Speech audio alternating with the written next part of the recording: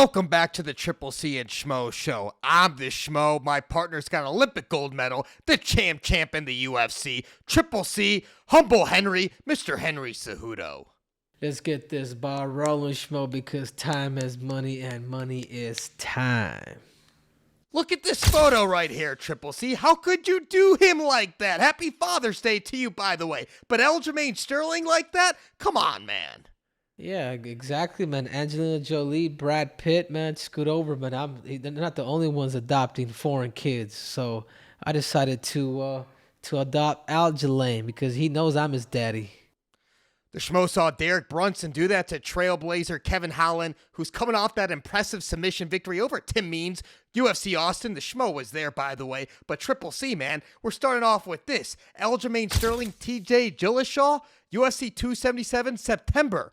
They're skipping over you. At least that's what's rumored to be. Nothing's been signed yet. That's exactly what it is, man. I don't know, Schmo. I remember when I spoke to UFC officials, I felt like I was going to get the next title shot, but it doesn't seem like that's more likely going to happen. But if they want to give him Ipo shot for a minute, that's fine. I think it gives me more time to even get even more, like, better than what I am now. And nothing's signed yet, Schmo, so I still have hope that Aljamain will fight his daddy. Well, nothing's been signed yet because Aljamain Sterling, he's been pretty vocal about it on social media. He wants a bump in pay. Sounds familiar, Triple C. You've also talked about getting a bump in pay. So what do you make of that situation? The champion wanted more money. Yeah, if I was him, I wouldn't go that route. You know from experience. Yeah, I know from experience. They ain't going to go up $1, but whatever. I mean, he needs to build a relationship with Dana. He needs to build a relationship with Hunter and all these other guys, and maybe things will kind of fall together for him. But the more vocal you become, the more they're just going to tell you. They're just not going to kind of mess with you. So it depends who he wants to fight. I mean, if he wants to fight the absolute best, then that's me. But if he wants to beat somebody who sucks like TJ, then that's him. And that's ultimately how I see it.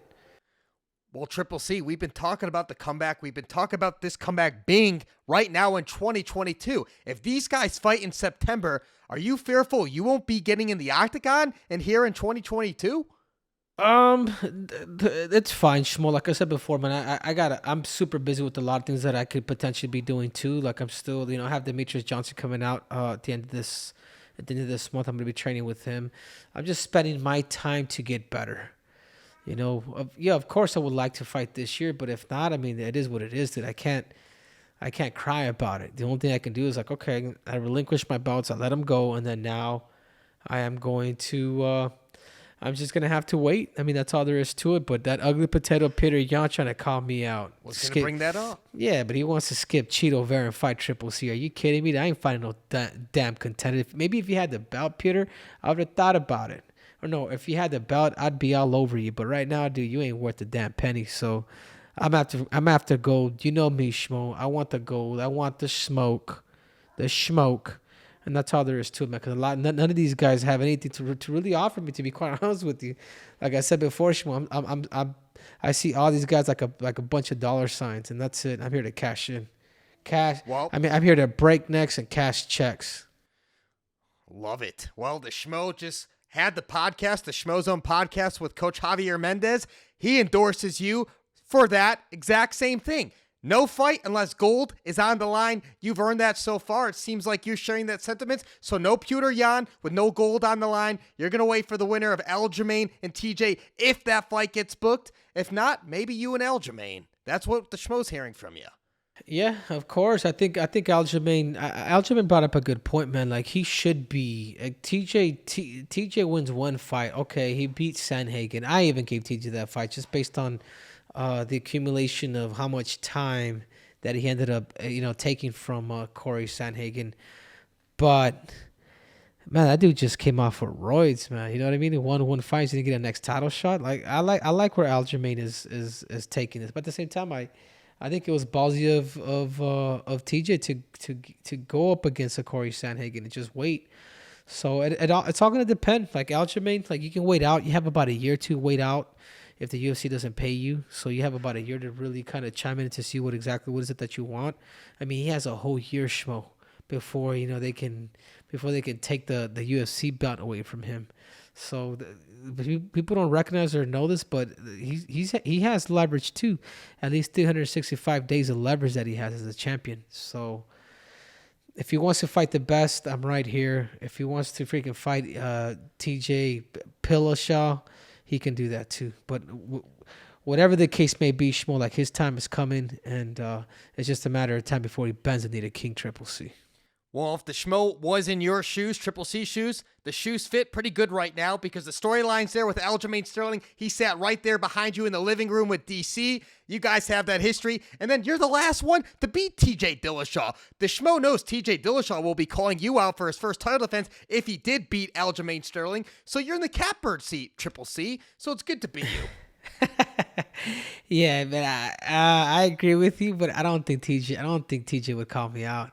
I think he's afraid of me. I think both of those dudes are literally like, I think they respect me so much that I would be the last guy that they both want to fight in reality, because they know my wrestling pedigree and they know that I'm just a smart individual. Yeah, cringe aside, dude, I can scrap, I can fight, and I can break whomever down, and I can adjust. So it doesn't matter who they bring to the table. Like I'm gonna become that. I'm gonna become the 135 pound world champ, and then I'm going out there Alexander the Average, plain and simple. There it is, ladies and gentlemen, and we will be discussing more about the featherweight division as the show progresses. Let's get into the gold medal moment. UFC Austin. Lots of great knockouts. Tied the record for most. The best fight night that the Schmo's been to in person. I believe $550,000 was awarded from Dana White. Highest grossing event, too, for a fight night. It was over $1.9 million. So right on the boss, man, giving out those bonuses, like 9 knockouts or so. And then fight of the night going to the featherweights and Kattar and Emmett. So Triple C, what impressed you the most from all of the fights from UFC Austin? Man, honestly, I'm gonna have to say they were all pretty good. They were all pretty quick fights. But the person that, honestly, I'm gonna have to go to the main event. Like I'm gonna have to rely on that. I'm gonna have to rely on like the grit and the tenacity that Emmett had. You know, the fight could have gone either way to Kattar or Emmett ended up getting it. But I just felt like the grit that Emmett brought, like his power. I think he could also be a problem for Alexander Volkanovski, just based on power. His technique, I think he needs to work on. I think he's just a haymaker. Like he throws a lot of heavy power. But if you're able to really adjust with his entries, like his setups, I think Emmett could be very, very dangerous. But if he ends up getting the next title shot with Alexander Volkanovski, I think he has the best shot at all of them, because Volkanovski is accustomed to fighting taller people. This dude's short just as him. I mean, they see each other eye to eye. So it'll be interesting, but you never know, man. Triple C can sneak in there too. We'll see. We might have to talk to Uncle Dana, see what's up. Well, is Emmett worthy? Was the performance over Kattar worthy enough to be getting the next shot at the title? There's nobody there, Schmo. This is why this was logical and perfect for me to step in there and just take it. But this is why I have to go 135 pounds, have leverage, have gold, and then challenge them. Like, you know what I'm saying? Like, that's just the way it has to be. And if that's the way it has to be, then, but if they want new blood, like, this is me, the Triple C, man. Like, I have the ability to become the first 3-division UFC champion, UFC history. And I know that I could do it. I talk a lot of stuff. My accolade, for all the stuff that I talk, Schmo, my accolades speak louder than my words. Like they really do. If you really think about it. Olympic champ, 2-division UFC champ, defended both belts. Look at who I've beaten: Demetrius, TJ, Dominic Cruz, or Dominic Snooze, and Marlon Moraes. I mean, when you talk about like the greatest champions of all time, like it's right here. You guys are talking to him. Whether you hate me or love me, man, I've done some amazing things, and I want to continue to keep making history. And it's the same reason why I do want to make a comeback and beat all these chumps. Well, Triple C, we hear you loud and clear. There's a lot of great knockouts. The Schmo's been going back and forth between the Gregory Rodriguez's, the Jeremiah Wells, the Ricardo Ramos, but it's got to be Jeremiah Wells because he put the lights out. And I mean the lights out of Court McGee. It was a brutal knockout. It was ugly. It was bad. It had power. And all these guys were deserving. Kevin Holland choked a chicken like he said he would against Tim Means' a submission. Joaquin Buckley does his thing. Gregory Rodriguez, RoboCop, what he did to Julian Marquez, man. Couldn't go wrong. So I got to go with Jeremiah Wells just because I think that was the most nasty knockout of them all. Yeah. No, it was. You can't go wrong with any of them. What about Ricardo? Ramos? The spinning. That's the second time. If there's the knockout that really impressed me the most was a timing that he did on that spinning back elbow. Like he literally like smoked that jab, created space, got to do the really freaking time to go backwards just enough to be able to catch him with that spinning elbow. I mean that's vicious, man. That's 2 in a row. I think he's the only one in history to get a spinning elbow like twice in the UFC. So congratulations to him. But that's a technique that impressed me the most this weekend. It was great. And then Adrian Yanez, too, man. 9 straight now. That guy's a serious contender in the Bantamweight division. And I think that's what the Schmo wants to go to right now for the silver medal moment. This loaded Bantamweight division. You got an Adrian Yanez who's gaining steam. It was just announced, I believe it's August 13th. Dominic Cruz and we're going to see Marlon Chito Vera headline a UFC Fight Night in San Diego. And then this upcoming weekend, you got Umar Nurmagomedov. This Fight Night, he's undefeated. He's competing. The Bantamweight division is so stacked, Triple C. Yeah, it is. Yeah, it's super stacked. It's the most stacked division. I mean, look at all the former champions. Like I said before, former champions that are in there, from Cody Garbrandt to Frankie Edgar, to Petr Yan, to Jose Baldo, to myself. I mean, it's flooded to TJ. You know, now you got Aljamain, Dominic Cruz. I mean, how can you deny, dude? That weight class is full of killers, man. But I to get back to Adrian Yanez, I think Adrian has I think he has a bright future. I really do. But I think if he becomes too much of a crowd pleaser, he's gonna hurt his career. He's a killer. He's a killer, Schmo, but he's not a calculated killer yet. When you're a calculated killer, it's like you don't leave that octagon with a bloody nose or a black eye or anything like that. You know, you start to be more of a fencer. You know, sticking and moving, like getting yours and just strategically breaking somebody down. So if I was to give advice to Adrian Yanez, man, don't get into too many of those dogfights. It's exciting. People are gonna love you. But it could also, in the long run, like when you get to this level, when you get to the top 5, it's like, man, you want to make sure that's when you want to make sure that you're fresh. And if you have too many battle scars, too many battle wounds, it's gonna catch up to you. So those are my 2 cents to Adrian Yanez. It's a very interesting division, Triple C, because you have so many great fighters, so many different styles. When we talk about the stand-up guys, these up-and-coming stand-up guys that use all their limbs, we're talking the elbows, the knees, and their hands and their legs. The Schmo thinks of the Adrian Yanez's, the Sugar Sean O'Malley's, the Marlon Chito Veras. And then when we think of the wrestlers, the grapplers, the guys that are not going to be afraid to go in there, I brought up his name. He's fighting this weekend. Umar Nurmagomedov, Merab Dvalishvili, who's got to fight against Jose Aldo. I mean, Merab, the Machine, La Machina, he's another one. So you have all these different styles and all these guys who can win in so many different ways. It's going to be interesting, Triple C, whether you're in the mix or not, whether this comes to fruition after your time or when you're holding the gold or not. Doesn't make a difference. It's going to be interesting to see the future of who the champion's going to be and what style is going to dominate this 135-pound weight division, because there's so many guys in there right now that have the capabilities of holding the gold strap with different competing styles. Yeah. Everybody's different. I got my eyes on all these guys too, but at the same time, it's like what I'm going for gold, man. I got to worry about any of those cats unless they climb to the top of the mountain like I have. I've been through the trenches, so I've proven myself. I've fought against the best. I beat the best. I am the best. So if they want to come to Triple C, they got to continue to keep winning. But as tough as they all see, I just don't see any of them. I just don't see any of them really competing with me. I mean that. Well, Triple C. Well, that's why we call you Humble Henry. Well, Triple C. But you like that. But I got to ask you this. You get the gold strap. Let's say hypothetically you beat Aljamain or it's TJ Dillashaw.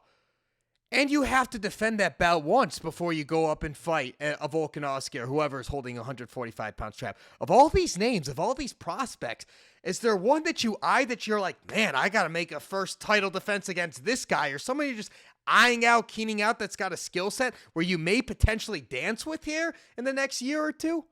Yeah, I'll be honest with you. I wouldn't mind being the brace off of Petr Yan, dude. I really wouldn't, because he's got such a big hole, and it's called wrestling, that he's a great striker. But once you get him to the ground, you start clinching him, you start making it dirty, man. He's like a turtle on his back.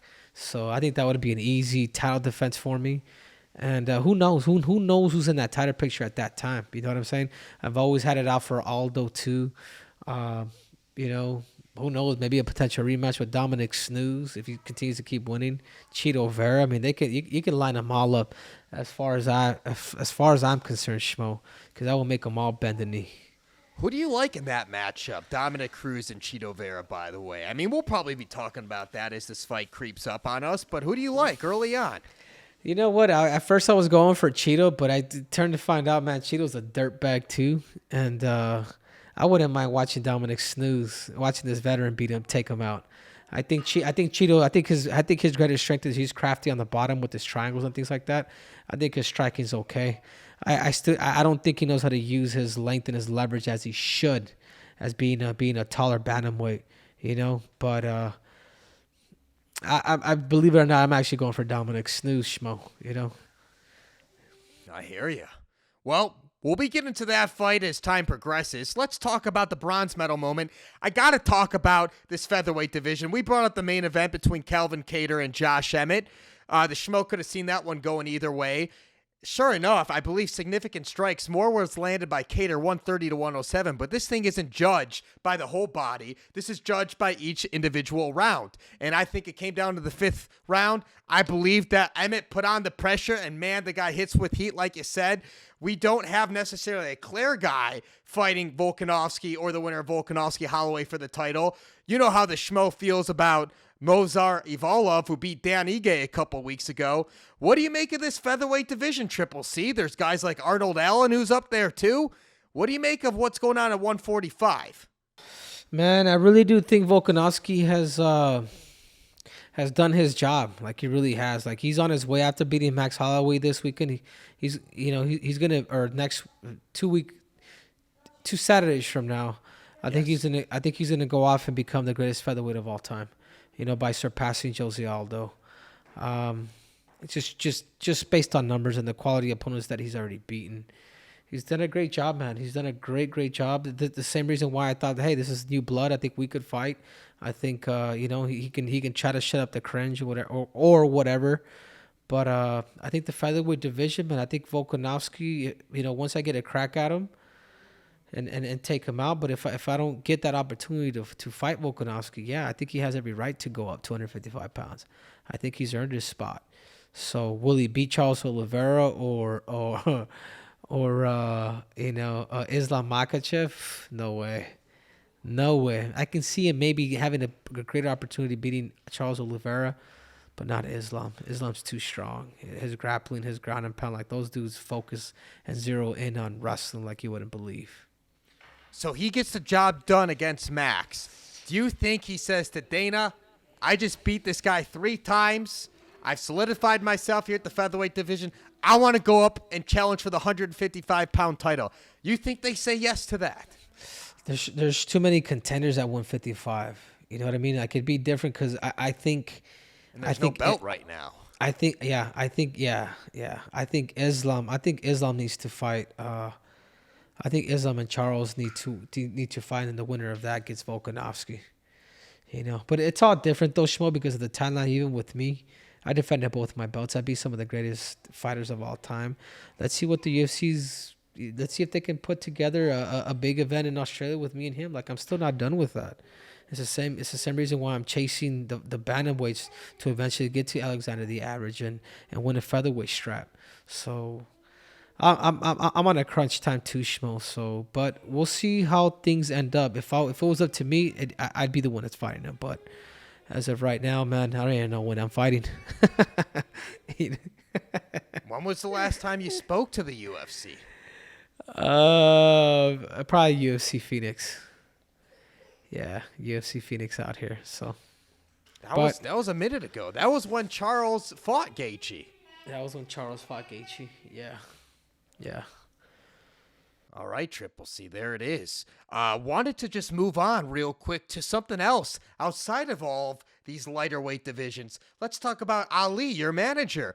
Did you catch what he said about Usman? I believe this was before they officially booked him in Salt Lake City, UFC 278. I believe that's going to be him against Leon Edwards. But did you see him say that he thinks it was after the championship fight that right now Usman could beat both Glover Teixeira and Yuri Prochazka if he fought those guys, and he would be the light heavyweight champion? You think Usman would be able to beat those guys if he fought him right now?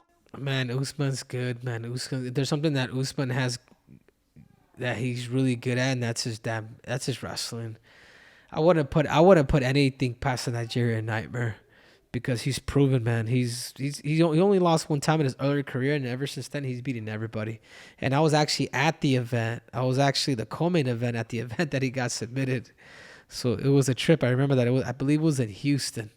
Yeah, it was in Houston, and yeah, the dude has shown his skills that are a whole nother level. And if these guys don't have good wrestling, I have to back up Ali Abdulaziz because the Nigerian Nightmare's that good. Yeah, we like it. We like it. He's backing up his guy because we know he's not going up to 185 to fight Izzy because that's his guy. We won't see that. That's why the Schmo won't even entertain that conversation anymore. We know how you feel about that. We talked about that before. They won't do it. Yeah, I mean, anyways, whatever.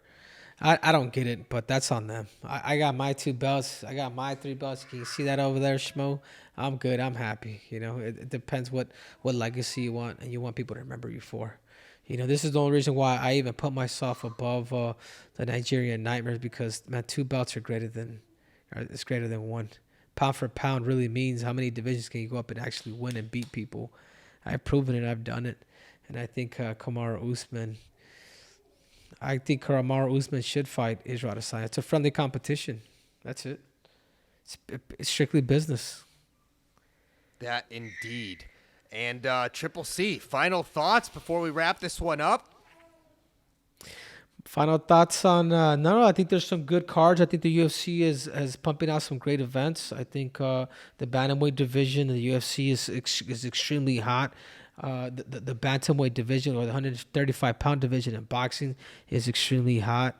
I mean, it's a division that for many years was kind of frowned upon, and now it's like becoming the powerhouse of all weight classes. And I think people need to know that. I mean, people need to know the amount of talent that's there in the championships and experience that these fighters have. Everybody's technical, everybody's fast.